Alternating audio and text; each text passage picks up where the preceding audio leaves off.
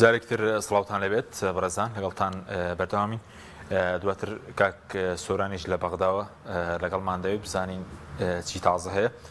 کاک محەممەد لەگەڵ کاکتۆر پێشتر باسی یاسین ئۆتۆغاز کرا، ئێستا بڵێن پرۆژه یاسین ئۆتۆغاز لەوێش بۆم بیدیکەیە بۆ هەرێم پێشبینی دەکرێت هەر دەرچێت چونکە 6 مانگی بۆ دانرا بوو ئەوە ڕۆیشت نەتوانرە ڕێکەوتنی سەر بکرێت. وەکو کاک دکتۆر وتی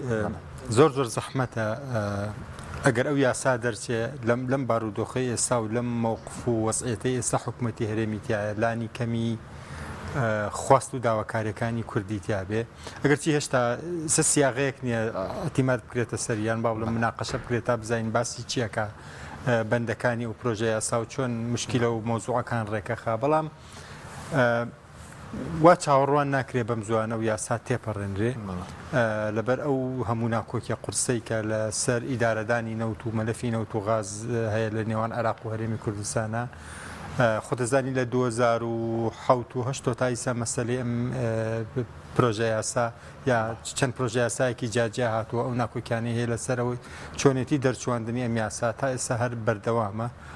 بەعکسۆ ناکۆکیان قوڵتر بۆ تۆ هەر تەرەفۆ لە لای خۆیەوە ئیشی کردو برینەکانی قوڵتر کردوەوە کلێن و جیاوازیەکانی فراوانتر کردوەوە، بۆیە زۆر زەحمەتە بڕوا بکەی کە لەم ساڵایە بەم زوانەیە هەر لە تەمەنی ئەم کابینەی سوودانیە ئەو یاسا تێئەپەڕێنێنەوە ئەگەر تێش پەڕێنرێ بەلای زۆرەوە بە جۆرێک نابێت کە لانی کەمی داواکاریەکانی حکوومەتی هەرێمی تیاجێ بکرێتەوە لەبەر ئەو مووقفە سیاسی زەعیفەی حکوومەتی هەرێم هەیەتی. من ئەگەر کۆی گشتی ئەو شتانی ئەوترێ لەسەر مووقفی زەعیفی ئەمڕۆی حکوومەتی هەرێم ئەگەر پوختەی کەین و ئەوە حکوومەتی هەرێم لە دوای 25 سێ لە دوای ئەوەی دەواازەی سەر بە خۆفرۆشتنی نەوتیان لێداخست بەجارێک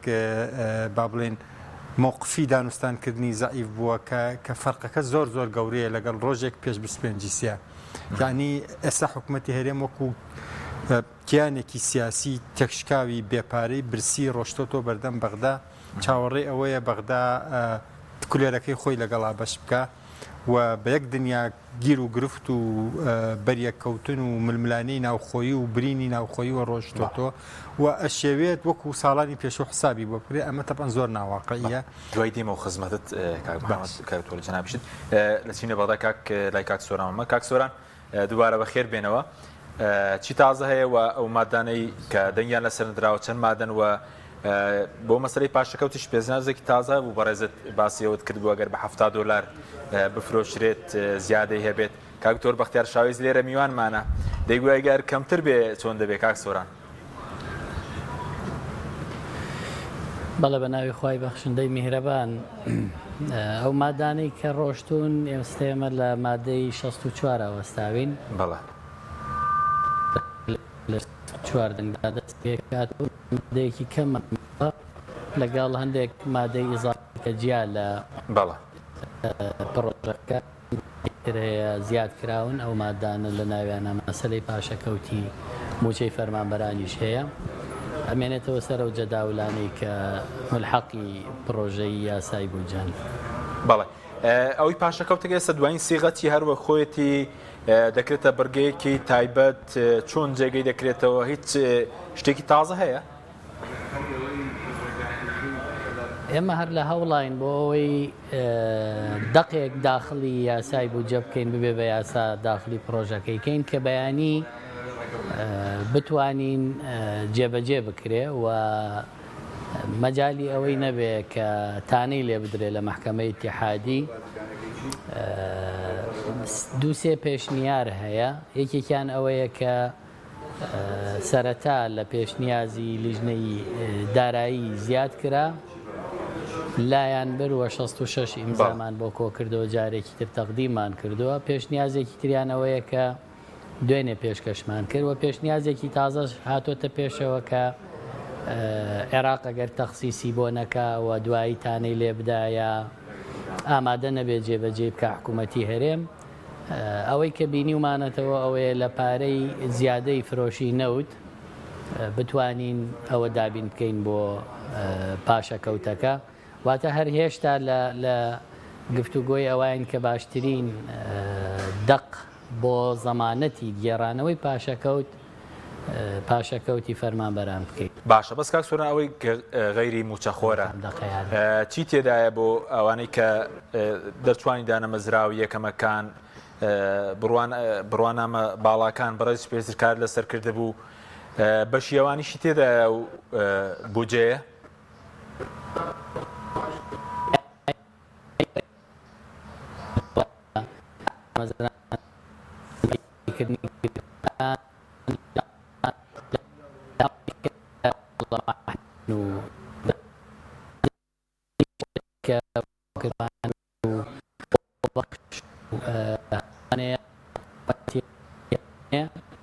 ئەو تەخسیس و مستحقی بۆی دێت هەمووی بەردەم پێویستەوە بێت کە گفتگۆی لەسەر بێ بەشێک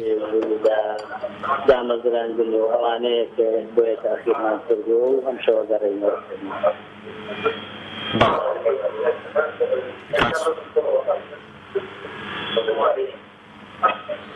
کاک سۆران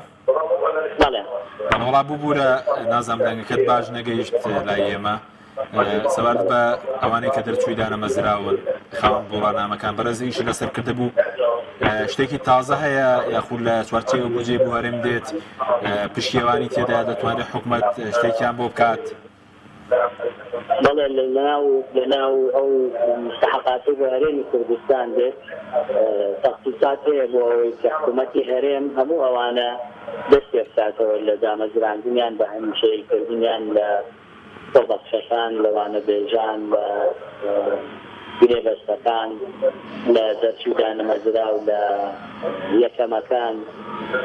چونکە ئێستا ئێمە مادەی 15مان لەبەردەستە جێمان هێشتووە لە بەرەوەی زۆرترین داواکاری و یادداشت و پێشنیاری لەسەر پێشکەش کراوە بۆ ئەو دەرچوە دانەمەزرا و وانەبێژ و هەموو ئەوانەی کە مەشمولە بن بە دامەزراندن لە مادەی 15ی یاسا پرۆژە یاساکە جۆرترین گفتوگۆ هەڵەگرێ. ئەو مادانەی کە مادەی 15 و 16 و 17 لەگەڵ سرودوو دواکراون ناکۆکیان لەسەر تا ئێستاش ڕێکەوتن نەکراوە لەسەر ئەو مادانە هیچی پەیوەندی بە هەرێمی کوردستانی شۆ نیە وایە یاخود پەیوەندی هەیە؟ لە مادەی 42 پەیوەندی بە زیادکردنی باج بە وروستانی لە 5 بۆ بەنزین و لە 10 لەسەر گاز و لە 15 بۆ بەنزینی هاوردە و ئەمانە ناڕزایەتێکی زۆری لەسەرەکە ئەمە بەشێکی تر لە بەرزبوونەوەی نەرخیسی تەمەنی دروستەکە ئەمانەوێ نێڵن ئەو باجانە زیاد بکرێوەکو چۆن باجی سەر فرۆشتنی کارتی مۆبایلمان بەیاندەوەی کە دەنگ نەهێنێ پرۆسی دەنگی بکەنەدا مادەی 42 لەگا وەستاوین مادەی 15 16 حەبەش میشە و ئینشاءڵڵا نوێ دەکەم بگەڕێنەوە سەرش بۆ تەواو کرێ. سوپاس دەکەین کاک سۆران مادومان کردی ئەگەر خۆت پەیامێکت شتێکت ماوە لە خزمەتین خۆش بێت تەناوەندە بووم شەویستێک لەو مادانەی کە تێپەڕی لە مادەی 62 بوو هەلووشی بە جۆرێک تێپەڕان کە 400 ملیار بۆ هەرێم گەڕایەوە دوایی ئیعادەی تەسویتی کردەوە و دیارە مستەفا سەمەد لەسەر ئەو ساڵایی کە لە مەحکەمەی اتحادی کردبووی لە مادەی 62 400 ملیاری کریان لە ساڵی 2022 کە دوایین جار هات بۆ هەرێمی کوردستان لە حکوومەتەکەی پێشوو ئەوەشیان خستەوە سەر هەرێمی کوردستان کە دەبێت بیداتەوە واتە ئێستا هەرێمی کوردستان وەک تاوانبارێکی هەڵهات و ئێستا عێراق گرتوێتەوە و هەر کەشتی لەسەری هەیە دێست ساڵای خۆی لەسەرەکە و داوای سزای خۆیەکان بەڵێ سوپاس دەکەین کاک سۆران سوپاسیان بەدەبوونت دەکەین زۆر سوپاس. کاک محەممەد سەبارەت بە پشکی هەرێم باش پشکێکی باشی بۆ دانراوە گەر بەرسی بە پترۆ دۆلاری شەیەوەی پێویستە بەنەوت ئەو بۆ ناوچانەیە کە نەوتیانەیە باسی 105 کرێ لە هەر بەرمیلێک طبعا ئەم پەترۆدۆلارە لەوەتەی هەیە ناوچەنەوتەکان گلەیان هەیە لەسەر هەیەکو پێویست و بە باشی خەرج نەکراوە ماوەیەک لە کەرکووکا باش بوو خەرجەکرا سەردەمی حکومی دکتۆر نەجمەدین لە منتیقەی زۆربەی شوێنەکانی کوردستان و عێراقیش بە بەسڕەشەوە کە زۆربەی نەوتی عێراقی لێ بەرەمێنرا هەمیشە گلەیی هەبووە لەسەری ئێستا گەرێمە چاوەڕە بین ئەمە بە باشی و باڕێکوپێکی بۆ هەرێمی کوردستان خەرج بکرێ گەشتبینیەکی زیاد لە حەریتایە بەڵام 664 دانراوە لە بودجێ پەرپێدانی پارێزگەکان زیاتر ئێستا 276 میلیارد بۆ بودجێ پەرپێدانی پارێزگەکان دانراوە بەس لێرە تقریبا قاسیەوەیە گەر لەسەر بنەمای ئەو حسابە دانراوە کە حکوومەتی لەناو حکوومەتی لەناو هەرێمی کوردستانە هەموو ڕۆژێک 400,000 بەرمیل نەوت بەرهەمە هێنرێ و ئەم نەوتە ئەدرێتە سۆمۆ بە نرخی نەوتی کەرکووک و نزیک لە نرخی نەوتی جیهانی و برێند ئەیفرۆشێ ئێستا ئەو حاڵەتە ڕوونادە حاڵی حاضر ئێستا سۆمۆ نەوتی هەرێم نافرۆشێ هەرێم ڕۆژانە 400,000 بەرمیل بەرهەم نایەنێ و ئەوشی هەرێم ئێستا بەرهەمێنێت و ساقی کاتۆن ناوخوا بە نرخی نزیکەی $40 یا بە پاڵاوگەکان کە ئەنی ئەو هینێت ئەو ڕقەمە تحقیق نابێت لە نەتیجە بە تۆزێک واقعی بین هەنێک جار بڕێکی زۆری ئەو تەحلیلانەی لە عێراق و لە کوردستانی ئەکرێ بۆ داهات و ئەوەی کە یێت و ئەوەی کە قرارە بەڕێگاوە بێت و بێت زیاد لە حد گەشتبینی تایە کە لە نەتیجە ماوەیەکی کورد ئێمە تووشی شۆک و ناومێدی ئەو تەحلیلە غەڵەتانە بین بۆیە ئەو ڕقەمە تحقیق نابێ گەر حکوومەتی هەرێم هەموو ڕۆژە و 400,000 بەرهەم نێنە ئەو 400,000ش سۆمە بە نرخێکی هاوشێوەی نرخی کەرکووک نەیفرۆشێ ئێستا حاڵی حاضرەوە ڕوونادا بەڵێ ئەوش دانراوە 3 تریلیۆن و 876 میلیارد بۆ خەرجینەوە تێرێمە ئەوە زۆر بە ضروری ئەبێ خەرج بکرێت ڕاستیە زۆر لەوە زیاتر پێویستە خەرج بکرێ بەڵام شتێکی زۆر باشە بۆ یەکەم جارە دەوڵەتی عێراق ڕاستە خۆی سەرف دەکە خۆی نایدا بارێم ڕۆ چوارچێوی خەرجی سیادی دانراوە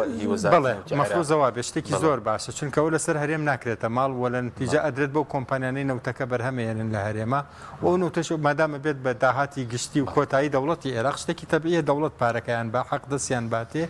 بەڵام مەترسی هەیە کە ئەمە کەمتر بێ لەوەی ئەو لە شایستەی ڕاستەقینەی ئەو کۆمپانیانە کە لێنێکە بێ لە بینی ئەوە بۆیە جارێ زووە بەڕاستی حکوم دێن لەسەرەوە چونکە ئەو کۆمپانیانە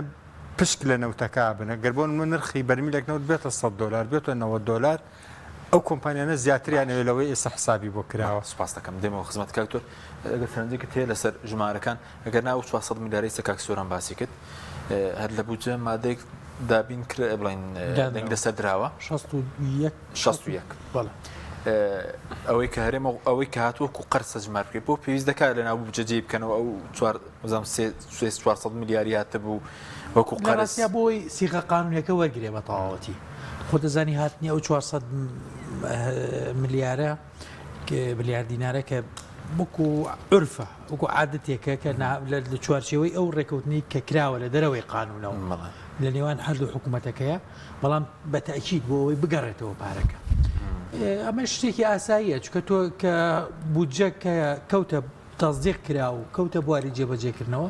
ئەو کاتە ئەو حساباتانی ئەو پارەیە کە بەشی هەرێمی کوردستانە ئەو قەرزانەی پێشووتر کە هاتووە بۆ هەرێمی کوردستان لەیەکی یەکەوە لێی ئەبڕێت تەمان لە یەکی شەوە هەمووی حسابە بۆ هەرێمی کوردستان بۆ هەر بە زیاد و کەمەوە بەڵێ هەموو حسابی لەسەرەکرێ خۆ ئێستاکە ئێمە لە مانگی شەشاین کە دەنگی لەسەر ئەدرێ ئەم بودجەیە لە یەکی 2023 بە ئەثەری ڕەجعی حسابەکرێت نەگەر بۆ هەرێمی کوردستان بۆ هەموو عێراق بۆ هەموو سێکتەرەکان وەزارەتەکان هەیئاتەکان لە هەموو ڕوویەکەوە لەبەرەوە ڕەنگە لەمانە حکوومەتی هەرێم قاجاز بکە حەزەکەم بزانانی یعنی ئێستا تۆ ئەو پارەیە کە هەیە بۆ هەرێمی کوردستان زۆر زیاتر لە 400 میلیارەکە نزیکەی تریلیۆنێک و 200 میلیارێکە شتێکی لەو بابەتەوە حاصل کەواتە ئەمە مشکلەیەک نییە کە ئێستا کە دنیان لەسەرداوە بۆ بنسبەت هەرێمەوە باشە بەس لە مادەیەک بەزەوەی هینە قانونەکە هێدەنا بەرگە قانونەکە بێ وای لێبێ بۆ ئەوەی تەواو هەرێم پابند بێ بە گەڕانەوەی پارەک بەڵێ پێشتر مادەی حوتەم باسی لە بەرگەی لە مادەی چواردە باسیەوەی دەکرد کە ئەگەر ناکۆکی هەیە بوو لە بینی حکوومەتی تێڕوانینی جیاواسە بوو لە بین حکوومەتی هەرێم و حکوومەتی عێراق لیژنەیەک پێک دەهێنرێت لیژنێکی هاوبەش پێک دێنێت لە ماوەی 30 ڕۆژدا راپۆرت بۆ سەرۆک وەزیران بەرز بکاتەوە بەس ئێستا کردوێنە بە پەرلەمانی عێراق نا لە ئەخیرەوە زانام سەرۆک وەزیران ئێستا دوایین هەموار کە کردیان دوێنێ شەو کردیان بە پەرلەمانی عێراق ینی راپۆرتەکە بۆ پەرلەمانی عێراق بەرز بگرێتەوە پێشتر بڕای دادگای فیدراڵی هەبوو کاری پێبرێ ئەوە لابراوە شتێکی باشە یعنی ئەو بربەستە چکە پێشتر نەسی ئەوەی گۆڕانکاری کرابوو لە لیژنەی دارایی ئەوەی ئەخیر شت کامە دەنی لەسەر درراوە ئاخیر شت ئەوەیە کە ئەنجومەنی سەرۆکی ئەنجومەنی وەزیران خۆی کرا بە پەرلەمان ئاخیر شت کرا بە پەرلەمان ئەنی لیژنە مشتەرەکەکە راپۆرتێک بۆ پەرلەمان پەرلەمانتارانی پارتی هیچ ژینێکیان نەبوو لەسەر نەخێر خۆی پێشتر ئەوانیش کاریان هەبوو لایەنە کوردیەکان لەسەرەوەی باز لەکرا ئەوەی گۆڕانکاریەکانی لیژنەی دارایی کردویان لە ماوەی 15 ڕۆژدا ئەگەر کێشەکە چارەسەر نەکرا بودجێ هەرێم ڕابگیرەوە کار بە بڕیاری دادگای فیدراڵی نافیس ئەو جێبەجێ بکرێت فراکسیۆنی پارتی ئەویان ڕەت کرد بەڵێ ئێستا ئەو کراو بە پەرلەمانی عێراق بەڵێ من نازانم من ئەخیر شت ئەوەی کە بزانم کراوە بە شخصی سەرۆک ئەنجومەنی ویزگران لە بارحاڵ لە هەر هینەکا بێ ئەوەی کە لابراوە ئەزای من باش وای لێتی ئەگەم ئەم مۆزۆ ئاین دوای نابێتە کێشەیەکی گەورە لە بینی هەردوولادا و بۆ نابێت ئەسڵەکەی باشە هاتنی هادی ئامری بۆ ناو پەرلەمان باشە بۆ چییە؟ بۆ چیە؟ بۆ ڕێز لە پەرلەمان بووی و بەڵێ بۆ ئەوەیە کە ئیطاری تەنسیقی کە ئێستا حکومی بەدەسە سوڵتەی بەدەسە سەدەر لە دەرەوەی هاوکێشەی سیاسیە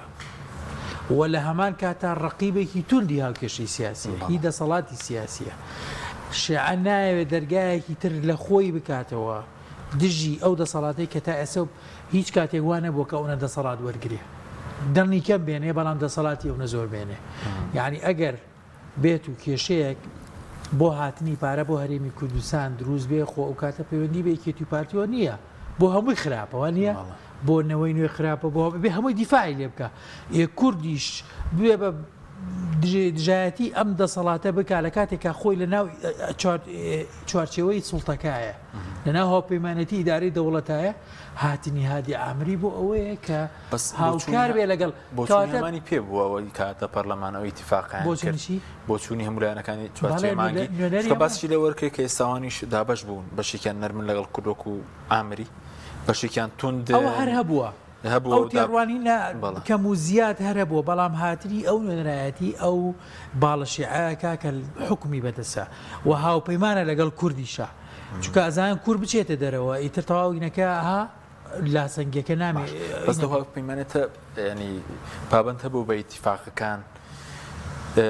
پارتیوێکی لەو هاوپەیمانی دارەی دەوڵەت و سوودانی چی بەدەسات ئەوە بزەکە دەبینین کە ئەم هاوپەیمانێتیە نایەوێت کێشە بۆ خۆی زیادکە لەمە زیاتر چونکە ئەوێت بەڵام خۆ دەستکەوتشی نەداوە بە پارتیوێکی وایە ئەوێ خۆی بچەسپێنێ انتخاباتی ئەنجومەنی محافەزەی لە بەردەسایە باش و ئەیانەوێت لە ڕێگەی ئەمەوە جارێکی تر ڕێگە خۆش بکەن کە جاری داهاتوو بۆ پەرلەمان بۆ خولی داهاتووی پەرلەمان ئەگەر سەدیەکانیش بێنەوە بەم دەسەڵات و بەمینەی کە هەیەە نێڵ سەدیەکان جارێک تر بەو پێگە قورسەوە بێتە ناو هاوکێشی سیاسیەوە لەبەرەوە نانەوێت دەرگای تر لە خۆیان بکەنەوە کێشەیە لێرەوە توانین بڵین کە ڕاستە سوودانی تا ئێستا شتێکی ئەوەی لە ئەرزی واقعا نەکردووە بەڵام بیری نەچێ ئێستا ئەم پرۆژه یاسای بودجێ بۆچی بۆ 5 ساڵ دانراوە بۆی هەتا حکوومەتی چوارچێوە بۆ 3 ساڵ دانراوە ببوورە بۆی تا انتخاباتی داهاتوو ئەم ئیطارە تەنسیقی ئەمە ئیشی لەسەر بکات و خۆی بۆ مەرحەلەی داهاتوو ئامادەکە کەواتە هاتنی هادی ئامری بۆ پەرلەمان بۆیە من ئەمەوێ ئەوە بڵێمەوە بڕین بۆ ئەو بڕگەیە ئەمە ڕاستە ئێساوا تێپەڕێ بەس بڕوام نییە جارێکی تر ئەمە کێشە بۆ کورد دروستکەن بەهۆی ئەوەی کە لە پەرلەمانە بێ جاشتی شخصی سەرۆک وەزیران بێ یان تەوسیەکان بۆ پەرلەمان بێت تێگەیشتی لە شیکردنەوەکە چۆنە لەوێ ئاڵە چی لەوەی کە باست کرد ئەڵێت ئەگەر کێشەیەک لە نێوان هەرێم و بەغا دروست بێ ئەوە لیژنەیەکی تایبەتمەند تەوسیەدا بە پەرلەمان و بزانام کاتیشی دیاری 30 ڕۆژی دیاری 30 ڕۆژ راپۆرتێکی لیژنەکە تەوسیەدا بەڵام پەرلەمان کێ ئەڵێ کاتێک مەرجێ کێشە بۆ کورد دروستکە بۆی دروست ناکە یعنی لە ئێستەیە ئەگەر تێ بپەڕێ بە تەکید ئەڕوات هەر بۆی ئەمڕۆ بەیاننامەی پارتیمان بینی کە ئەڵێ سەرەڕای بوونی ملاحەزەمان لەسەر هەندێک بڕگە و مادەی پرۆژە یاسای بودجە بەڵام ئێمە بە پەسەند دەنگی پێدەین لە کۆتاییە بەس ئەو بڕگەی پارێزگەکان تۆ خۆت هیچ خوێندنەوەیەکت بۆی هەبوو چی تێدایەوەی بڕگەی پارێزگەکان پێشتر دەقێکی ڕوون هەبوو بەس ئێستش تەفسیری جیاواسێ بۆ بڕگەی هەر یەکەوە بەلایەک بۆ یەکێک گەڵێ ئەمە شانازیە بۆ میلەتەکەیکی شەڵێ نەخێر ئەمە هۆکاری خیانەت و ئەمان ئەی جەنابەت لە ناوەڕاستە چۆن دەیبینی وەڵایەنێکی سێم بۆ نمونە غێری ئەو دوو تەرەفە وەڵا وەکو هاوڵاتی یەک نەگوڵانێکی سێم باش پێم وایە لەوە باشتر ئەوە بوو کە کێشەکان لە هەرێمی کوردستانە نەگاتەوە باشە بەڵام بیرمان نەچێ ئێمە محکمەیەکمانەیە پێوتێ محکمەی اتحادی باشە بۆ من پێم وایە پارتی کە ئەمڕۆم بەیاننامە دەرەکە ئەگەر بیرت بێت دوێنێ لە دوای پەسەندکردنی ئەوە زۆربەی پەرلەمانتارەکانیان مؤتەمەر صحفیان کرد بە خیانەتیان لە قوڵامدا خۆت بینی دوایە بە یەکێتیان بەڵام ئەمڕۆ کۆبنەوەی مەکتەبی سیاسی پارتی بوو منەمێ خوێندنەوە بۆ ئەمە بکەین باشە کۆبنەوەی مەکتەبی سیاسی پارتی بوو بە ئامادەبوونی کاک مەسئول لە ئەخیرە ئەڵێ ئێمە پەسەندی ئەەکەین کەواتە ئەمە شتێکی تایە ئەم ماسە ئەگەر گروسیشی تیان نەبێ خۆ بێ مویەکی تیا ماستەکە چییە؟ ئەو موی تێدا ئەو گوریسی تێدا ڕەنگە بە محکمەی اتحادیەوە هەبێ ترساون لە محکمەی اتحادی؟ نەترساون ئەڵێن ئەوەمان بەدەستە ئەگەر لە حاڵەتێکی ئەمە خراە بواری جێبەجێکردنەوە لە محکمەی اتحادی بیگەڕێنینەوە بۆ پێی کە ئەمە دەستوری نییە چکە بەیاننامەکەیان هەیە دەڵێ و پیلانی لە بودجەدا پوچەر کراوە کە بۆ لێکترازانی هەرێم بۆ هەر مەکتەبی سیاسی پارتیە وایە بەڵێ شتێکی لەو بابەتی تایە بەڵێ لە کۆتاییدا سوپاسیش کردوون سەرای تاوی تموحمان لە بودجەدا نهاتوە چونکە دەبۆ داقەی بودجە لە ئەنجومەنی وەزیرانی فێدراڵ بڕیاری لێ دەستکاری نەکرابێ بەڵام لە پێناو دەستکردنەوەی حکوومەت بۆ بابەتی موچە بەردام نەبوونی کێشە برێرماندا ڕەئی بە پەسەندکردنی بودجە بدرێت بەڵێ وایە بەڵێ جا لەبەرەوە من پێم وایە ئەلێرەوە گەربی خوێنەوە بۆچی دوێنە شەوانە بوو بۆ ئەمڕوا بوو خۆتەبان بڕیاری ئەخی لای سەرۆکی پارتی و مەکتەب سیاسیەکە دراوە بەڵام دوێنێ شتێکی تریانەوە لەبەرەوە ئەو فقرێکی زۆر مەتاتیە ئەوەی پارێزگاکان ئەکرێت دەیان تەفسیر و خوێنەوەی بۆ بکرێت بەڵام لەم بینیا تەسەورم وایە کە پارتی شتێکی کردووە بە شتێها بە کوردوهریاڵێ ئیتر محکمە ئیتحادیانە شتێکی ترە تەسەورەکەم بەو شێوە بێت بەڵێ کاک محەممەد سەبارەت بە ئەوەی کە وەکو هەلی کار بودجە ئەگەر پەسەند بکرێ چی هەلی کارە دەرەخسێنێت چونکە خەڵکێکی زۆر چاوەڕێی هەلی کارە لە بوو گەرخستنەوەی پرۆژەکان بێت دامەزرانی بێزکردنی کەرتی تایبەت بێت خۆی ئەکید بڕێکی بودجەکە ئەساسەن بۆ تەمویلکردنی پرۆژەکانی کەرتی گشتیە ئەو خەسەخانە و پرد و جادە و ئەوانەی کە بەشێکی دەست پێ کردو تەواو نەبووە لەبەر بێپارەی بەشێکی لەمەولا دەست پێکرێ و لە پلانە هەیە بەشێکی تری بودجەکەش دیسانەوە لە ڕێگای موچە خۆران و دێتە بازار و ئەمە جارێکی ترە بێتە وەکو بابلۆنکو خوێنی لێیە بۆ ناو لەشی ئەو بازاڕی کە هەمانە اقتصادی کە هەمانە بۆیە ئەکید ئەگەر دۆخی عێراق باش بێ نرخی نەوت بەرز بوو لە $70 نێتە خوارۆ لە دوای هەموو ئەمە گەرانەگەرە مۆزە ئاوە بەردەوام بێەوە چاوەڕێک لە 4 ساڵی داهاتووە تا حدێکی زۆر دۆخی بازار و ئابووری کوردستان شتێک لە بوژانەوە بەخۆی ببینێ ئەمە ئەکید مەسەلەکە و نییە کە زیاد حد گەشت کارێستا کە حکوومەت دەرگای دامەزراندنی گشتی داخستووە بەچێلی کار بۆ خەڵک دەرخسەکە پرۆژەکان سەرکە ئەگەر تەمیلی پرۆژەکان بکرێ ئەمە ڕاستە خۆ کار دروستەکە بۆ خەڵ ئەگەر پارە بە بەرداوین بێتە بازارەوە خەڵک وەکو جاران مەسەلەن خانووەکە ماڵتازە کاتۆ هاوسەرگیریەکە ویستی تەبیعەتی بەنیادەم وایە کە پارە هاتە گیرفانیوە حەزی لە شتکڕینەیە حەزی لە گۆڕینی کواڵیتی ژیانی خۆی و بەدەستێنانی زۆرترین چێژێمە خویەکی مرۆڤانەیە لە هەرکوێکی دنیا بێ بۆیە کە پارەی زۆر زیاتریەتە بازارە ئۆتۆماتیکی جوڵەی گێتە ناو بازار تۆ سەرنجداگەر مانگێک موچە دواکەوێ ڕێک خەڵکی بازار هاواریان لێڵە سێ پێش موچە خۆران لەبەرەوەی لە نەتیجە ئەم شتە هەمووی ڕەبتە بەیەکەوە سوڕێکە ینی ئێمە ئەم سوڕی ئابوووریە چۆنە لە عێراق ئێمە نەوتی خاوە فرۆشین بە دەرەوە ئەچین لە دەرەوە پارە $1 هێنە عێراقۆ دوایی بەم پارە و دۆلارەی نەوتە خاوەکە چین لە دەرەوە شتە کڕین و کەرەستەکان هێرین لێرە بۆ ژیانی خۆمانی پێڕاییەکەین ئەم سوڕە خێراترەوێ بەردەوامترەوێ گەر بە بەردەوامی ئەو پارانەی کەیسە لەسەر شاشەکەی جەنابەت کەوتە ڕووبێنە ناو کوردستان باش بەس کە بوو لە عێراقی شەروە هەرێمیش ئێستا لە 1975 بودجە بۆ بواری تەژغیلی بڕوە ئێستا لەوەی کە هەرێم دێ 13 تریلیۆنی بۆ بواری تەژغیلیە تقریبا 11 تریلیۆنی بۆ موچێ 2 تریلیۆنی بۆ خەرجی حکوومەتە 6 تریلیۆنێکی بۆ تریلیۆنێکیش ئەگەر لە بیری بێ ئەگەر لە 4 تریلیۆنی بۆ پرۆژە و ئەگەر جێبەجێەکە ئەوەیە نەکبەتەکەوەی لە عێراق ئەگەر لە بیری بێ ئێمە سەرەتا گفتوگۆکەمان بۆ دەست پێ کرد سەرڕای باشی ئەم پرۆژە یاسایە ئەم یاسای بووجە سەرڕای ئەوەی ئێستا پارێکی زۆر هەیە چاوەڕێکرێ بێتە بازارڕۆ بەڵام ئەمە هیچ لەو واقع ناگۆڕێکە ئابووری عێراق و بە هەرێمی کوردستانی شەو بەدەست کۆمەڵێک کێشە و دەردی هەیکەلی و ئەناڵێنێ تاوەکو ئەم دەرد و گیر و گرفتانە چارەسەر نەکرێ لە نتیجا ئێمە هەروواین 2 ساڵ وەز ئەمان باشە 3 ساڵ برسین 3 ساڵ باشین 4 ساڵ بێپارین ئەم کێشانە هەر بەردەوامە بێ بۆیە ئەوەی کە تۆ ئەڵێ بۆچی بەشی هەرە زۆری پارەکە بۆ تەشغیل و موچە خۆرانە ڕوا ئەمە ئەو مۆدل ئابوووریە کە پێوترێ ڕێعی کرێخۆری حکوومەتانی بڵێ پێشکەوتو دەی پێچوانە بێ طبعاً 100% پێچەوانانی کەم لە وڵاتانی ئەوە بەرهێنان و پرۆژە و ژێرخانی وڵات لە وڵاتانی ترا لە وڵاتە پێشکەوتەکانە بەتایبەتی دەوڵەت ڕۆڵێکی زۆر بچووکی هەیە لە ئابووری وڵاتەکە لە هەنێ شوێنە سادە و ساپانسەشی بەدەسۆنیە بەس لە عێراق نزیکەی 80% پارەی ئەم وڵاتە بەدەست دەوڵەت وەیە بانکەکان هی دەوڵەتە ئابوووریەکە هی دەوڵەتە لە نتیجاگەر ئەو پارەی لە دەوڵەت و حکوومەت و نێتە بازارەوە کەس پارەی پێ نییە ئەمە یەکێکە لەو دەردە سەختانەی کە عێراق و کوردستانیش ئەناڵێنێ بەدەستیوە مشکلەکە چیە مشکلەکەەوە ئێمە بازارێکی مردوومان هەیە ئابوووریەکی داتەپیوی مردوومان هەیە کەرتی تایبەت هەر کەرتێکی تا حدێکی زۆر لە شتێکی وهمیە چێ وجودی نییە ئەو نەختەکەمەشی هەیە مەسلەی عقارات و پارەسپیکردنەوەیە بۆی لە نەتیجا لە ساڵانی ڕابردووە دەوڵەت خۆی خەڵکی تاعین کردووە بۆی کەشەی بەتاڵە چارەسەر بکە بەڵام ئەمانەی کە تاعینی کردوون لە ڕاستیە ئیشێک نییە بیکەن بەشی هەرە زۆری لە سلکی سەربازیایە بە پێی لۆجیک و حساباتی ئامار و ئابووری و ئەو زانستە ئابوووریانە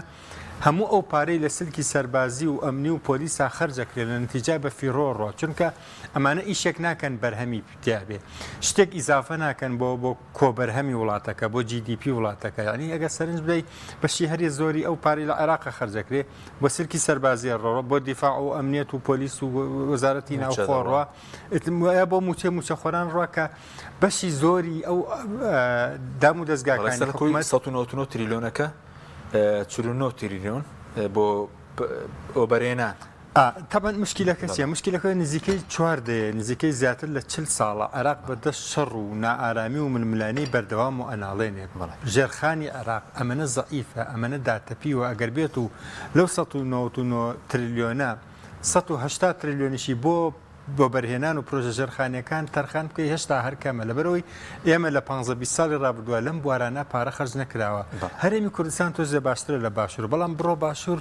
لە هەنێ شارە 52 لە سەتی دانیشتوانەکەی لە خوار هێڵی هەژاری وەیە جادە نییە پرد نییە ینی هیچ نییە پێی بژین بۆیە وەزی عێراق زۆر لەوە خراپترە بەم شێوە معالەجە چارەسەر بێ ئەمەی کە هەیە ئەم پرۆژە یاسای بودجەی کە هاتووە ئەمە درێژەدانە بەو نەمەتەی ئیشکردنەی کە لە 20 ساڵی ڕابردووە هەبووە ئەکید نامانگەێنێتە هیچکە هەر بەو کێشانی ڕابردووە درێژە بەم مۆدلەدا خزمەت ئایا دەگرێنەوە 2014 ئەوانە حاڵی خۆشگوزەرانی و دکتۆر سەبات بۆ ئەوەی دەبەغداوە دێ بەشی موچە پرۆژە پلەبەرزکردنەوە پاشەکەوت بڵین پرۆژەکان دەکات ئەگەر ئیدارەدانێکی باشە بێ وە پێ دوای لە مەودوای ئیدارەدانێکی باشە بێ کە یاسای بودجەمان نییە ئێستا لە کوردستانە ئەزانی کاک حەکیم ئەوەی کە ئێستەیە بۆ هەرێمی کوردستان هیچ کاتێک نهاتووە ئەمە بۆ 3 ساڵیشە باش ئەنی ئێستا بۆ نمونە ئێستا دڵمان بۆ خۆشە ئەڵێ 400 ملیارەکە دێتر موچە دەست پێ کاتەوە ئەی ئەگەر 400 ملیاری بێت وایە و ئەی ئەگەر مشکلی ئەوەت نەبێ کەنەوتەکە لێتە کڕن لێت ناکرا خۆجاری وا و باخیرەکانمانە چوگیری خوا لە شوێنێکەوە نێکەس ئێستا ئەڵێ نێش فرۆشتێ هەرە بێ ناوخۆی بەکاری هەنی هەمووی زەمانە هیچ شتێک نەماوە ئەمێنێتەوە سەر چی ئەمێنێتەوە سەر شەفافیت سەر عەدالەت سەر سیستەمی باش کە لە هەرێمی کوردستانە ئەبێت چاکسازی و ئەمانە ئەمێنێتەوە سەرەوە ئەگەر ئەمانە بکەین وڵڵا بڕواتە بێت نەموو چ شتێکەمێنێ بێ بە خەبەری ئەساسی و مژدانە و ئەمانە مەسەلەی بەرزکردنەوەی پلە بەرزکردنەوە بۆ ئەوە مەسەلەی ئەتوانن ئەو پاشەکەوتەی لێ بدەنەوە بە تەدریجی مەسەلەی کردنەوەی قوتابخانە کردنەوەی پارک جادە ئەمان یعنی کڕین و فرۆشتن لە بازاڕ ئاین زۆر جاری وایە لە دامەزراندن باشەکە مەشارع هەبوو کە ئیسیسمارات هەبوو ئەو کاتە مهندس ئیشی ئەبێ کرێکار ئیشی ئەبێ محامی ئیشیە بێ ئەمانەی کە هەرێکەوە بەدە بەس پێشتر لە مەسلەی پرۆژەکانە بۆ بوجە پەرپێدانی پارێزگەکەن کە لە بەغداوە داهات ئەنی بژانەوێت کە بوو ئەم جارش کە دێت وا دەکات بژانەوێت کە بێستە بە تایبەتی لەم سنوورە 3000 پرۆژە وەستا بوو ئەو بەڵێندەر ئیفلاسکردن هەبوو گواستنەوەی بڵێن پرۆژەکانەوە بۆ ناوڕاست و باشووری ئەر لە بەرەوەی لێرە ژینگەکە وەستانی ئەو هەموو معمەل بەڵێ کاک حەکیم بەتەکید ئەمە بێ بەڵام وەکو ئەم تەکید دەکەمەوە لەو شتانەی کە باسم کرد و ئەوەش هەیە کە ئێمە نابێت ڕاستەوە خۆ بڵین ئەم مانگە ئەو چییە وەڵاو هیچ پرۆژێک ناکرێەوەوانە چکە بەڕاستی وەکو کاتی دەوێت تەراکومێکی گەورە هەبووە لەم یعنی ماوەی 10 ساڵە ئەم جۆرە ڕۆژ لە دوای ڕۆژ وەزئی خەڵک خراپ بووە ئیسtismار نەبووە وەکو ئەم بەتایبەتی ئەم سنوورەی کە خۆمانی نەکەین ئەگەر بمانوێ لە ماوەی مانگ و دوومان نابەس هەستی پێەکەیت لە بەیانی و بەیانی و لە زۆر مەجای ترا ئینشەڵا ئومێدمان هەیە کە بەرەو چاکی بڕوە بۆیە لە هەموو حاڵەتێکە ئێمە ئەوەی کە پێمانەوت بەڵای نەوت و ئەمانە لە کۆڵمانە بێتەوە ئەوەی کە ئەمان و دەسی لێمەیەن مەیکەن وامەکەن الحەمدولای ئێستر بەرەوە ڕوینکە ئەومان لە کۆڵ بێت الحەمدولای بۆ بکەین کە لە کۆڵمان بڕێتەوە ئەی ئەوە وەزا بوو ئێمەی تیاوین بەڵێ الحەمدولای بۆ بکەین بەڵێ بەس وا دەکا ینی لەمەدا بەردانی زیاترەوەی بەکەرتی غەیری نەوتی بێت ژێرخانی ئابووری وڵات ئەوە کەوێتەوە سەر عەقڵی حکومداری بە زەوانی دەخوێنیتەوە ئێستا کە یاسای بودجەت نییە ئەگەر شەفافیت نەبێت خۆی لە ڕاستیە ئێمە لە بەردەم یعنی دوای ئەم بودجەیە هەرێمی کوردستان بە تایبەتی لە بەردەم کۆمەڵێک ئاڵنگاری تەحەدیەتی گەورەدایە باش ئاستەنگی گەورە یەکەمیان ئەم بودجەیە چۆن تەعامل لەگەڵاکە و چۆن ئەیکاتە هۆکارێک بۆ ئەوەی خزمەتی خەڵکی پێکاوە قەرزی خەڵکی پێ بداتەوە چکە حکوومەتە زۆر قەرزاری خەڵکەوە زۆر با بڵین نەیتوانی وەکو پێویست بێ لەگەڵ خەڵکە ئاياتوانێ قەرەبووی ئەوە بکاتەوە و منەوێ ئەوەش بڵێم کە ئەڵێ لەم حکوومەتە لە ڕاستیە باغەدر لەم کابینەیە نەکەین مەسلەی ئابووری سربەخۆ مەسلەی فرۆشتنی نەوت بە سربەخۆیی و ئەمانە هەمووی حکوومەتی کابینەکانی پێشووتردا یعنی ئێستا وەزیری سامانەکانیشی هەنگاوێک بارەسی چاکسازیەندا بۆن نەوتەوە نەبێتە هی دیفاع بەڵام ئەبێ هەموو شتەکانوەکو خۆی بەڵە وایە خۆی ڕابردووە ئەم کابینەیە سەرۆکی حکوومەت کە دەست بەکار بووتی ئێمە ئێستا 28 ملیارد دلار قەرزاری ئەو نەتیجەی چی بوو نەتیجەی ئەو سیاسەتی سەربەخۆیین بوو ئاخر ئەسڵەکە بناغەکە خراپدانرا بوو ئەوەی کە ئاشتی هەورامی و جەماعەت کردیان ئێستا کەسیش نازانێت لەکوێ ئێستا هەمومان باجی ئەوە دەین بە تایبەتی ئەم کابینەیەش باجیەدا ئەوانە بڵێ بەتەکی دەبووە ئەوەی بکردایە بەرەو پێشتر بڕۆشتای بۆیە ئومێدەوارین ئێستش خەڵک چاوی لەوەیە کە ئەم بودجەیە بە پێداچوونەوەی باش ئەم حکوومەتە بتوانێت بیکاتە هۆکارێک بۆ ئەوەی کە قەرەبووی خەڵک بکاتەوە ئەمە ئەو تەحەدی کە هەیە دووەمیان مەسەری هەڵبژاردنەکانە بە هەڵبژاردنەوەکو چیە ئێستا بۆ نمونە ئێستا پەرلەمانی هەرێمی کوردستان نەماوە حکوومەت ڕێککار بەڕێکەرە مەسلەی کۆمسیۆن هەر نییە یعنی نەوتمان تەسلیمی بەغا کردووە و هەڵبژاردن دیار ئێستا ئالێتی هەڵبژاردنەکەش چۆن دەبێت ئەبێ بکرێ یعنی سەیری کە نە ئالێ دیارە نە یاسا دیارە بۆیە ئەبێ لە دوای ئەمەوە ئەو ئەوە دەبێت ئەوە لە بەغدایەک لا بکرێتەوە ئێستا بودجەکە لە بەغدایەک لای دەکەینەوە مەسلەی قوت و خەڵکە هەڵبژاردنەکەش دەبێت لەوەیەک بە هیچ هیچ دەرچەیەکی تر نەماوە و ئەگەر ئینتخاباتیش نەکرێ هەرێمی کوردستان وەزعی زۆر خراپترە بێ لەوەی کە ئێستا هەیە ڕاستە مەسلەی موچە و ئەمانەیەت وانە بەڵام لە ڕووی نێودەوڵەتیەوە زەختێکی زۆر هەیە لەسەرەوەی کە پێویستە ئینتخابات بکرێ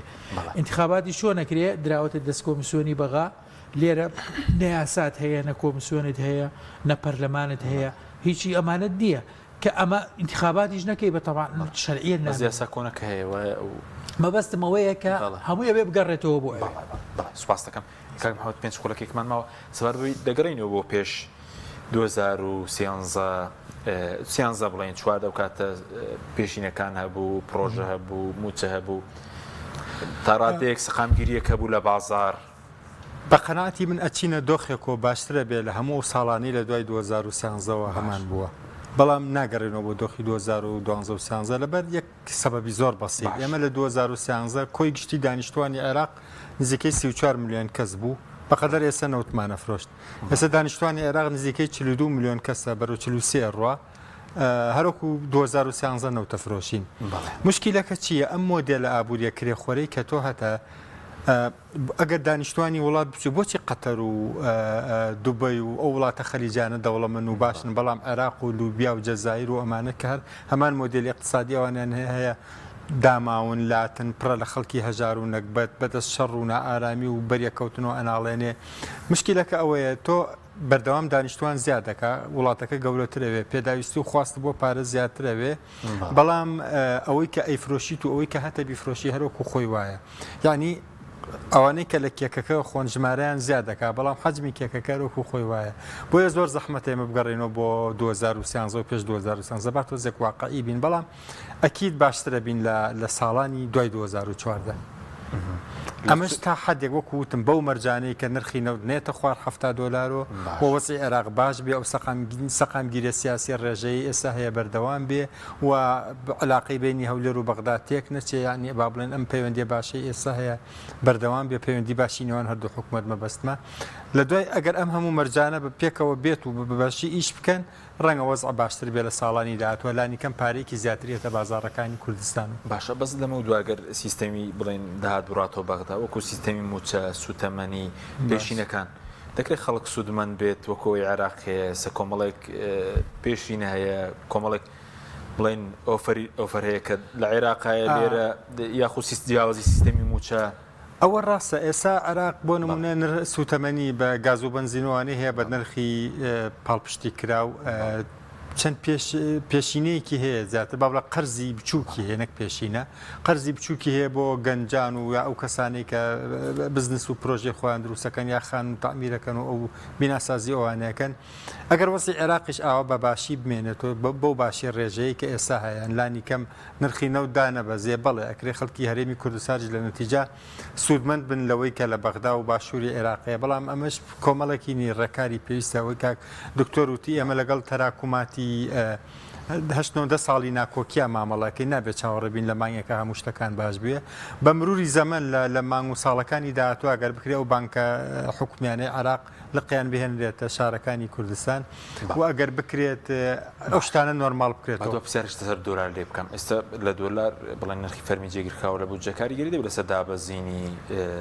دۆلار بەرامبەر بە دینار تا ڕادەیەک کاریگەریەکی بچووکێ بێ بۆن من ڕەنگە لە 47 و 48 بێنێتە 43 و 44 بەڵام ئەمە هێشتا کە چارەسەری کۆتانیا بەڵە چارەسەرێکی تێروپڕ نییە بۆ مشکلەیەکە هەیە دۆلار مەفروزە بە 132,000 دینار بۆ هەر گڵایەک لە بازارە بفرۆشتێ بەڵام لە سەروی 146 و 47,000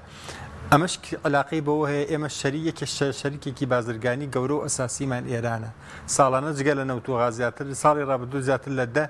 ملیار دۆلار شتمان کڕیوە لە ئێران ئاڵوگۆڕی بازرگانیمانە بۆ لەگەڵ ئێرانە زەختی ئەم ئاڵوگۆڕە بازرگانیە کە تۆ بانکەکانی عێراق ناتوان تەمویلی کاڵای ئێرانی بکەن بە دۆلار زەختی ئەم ئاڵوگۆڕە بازرگانی لەگەڵ ئێران هاتۆتە سەر بازارە نافەرمیەکەی دۆلار بۆ نمونە بازاری دۆلارەکە و بۆرسە و ئەمانە تاوەکو ئەم مشکلە لەگەڵ لایەنی ئێرانیا چارەسەر نەکرێ ئێمە ئەو جیاوازەی نێوان نرخی فەرمی و نافەرمی دۆلار لە بازارەکە هەرمێنێ دکتۆر قسەیەکت ماوە وەڵام من هیوای سەرکەوتنتان بۆ خوازم ئومێدم وایە و داواکارم لە خوای گەورە ئەم بودجەیە کە هیچ نەبێ ئەوە چەندێکە خەڵک چاوەڕێیەتی ئۆسیە چوار شەوی شەوە کوینیات و ئاگام لێتی خەڵکتان نیوەی شەوە نانوێت لەبەرەوەی خەڵک بەڕاستی بێزارەوە بێتاقەتە کەسابەت نییە ئەوە نییە بە تایبەتی موچەخۆران بۆیە داواکارم ئینشاءڵڵا ببێتە خێر و خۆشی و ئەم شەویش کۆتایی پێ بێت و دەسەڵاتدارانیش مراجعەیەکی خۆیان بکەنەوە بەسە ئەزێدانی خەڵک مستحقی خزمەتکردنە نەوەکو ئازێدا سوپاسان دەکەین زۆر سوپاس بۆ بەڕێزان دکتۆر شاویز و کاک سوپاسیان بەدەمتان دەکەین سوپاسیش بۆ ئێوە بینەرانی بەڕێز بەخوای گەورەتان دەسپێری خواتان سوپاس بۆ هاوکارانیش